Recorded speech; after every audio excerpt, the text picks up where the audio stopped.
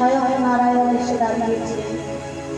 যেই না প্রণাম করছেন বলছে কয় প্রণাম করো না, যুগে যুগে আমি তো তোমাদের সন্তান, তুমি তোমার মা, কাঁদছো কেন মা? কেঁদো না, তুমি কেঁদো না, আমি তোমাদের সন্তান হয়ে এসেছি। বলেন বাবা, তুই যখন আমাদের সন্তান হয়ে এসেছি, এ যদি জানতে পারে তাহলে কি হবে তুই জানিস? কংস তো তোকে মেরে ফেলবে।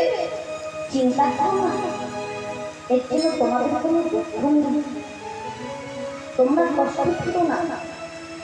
এদিকে ভগবান শ্রীকৃষ্ণ যখন দেবকীর অষ্টম গর্ভে জন্মগ্রহণ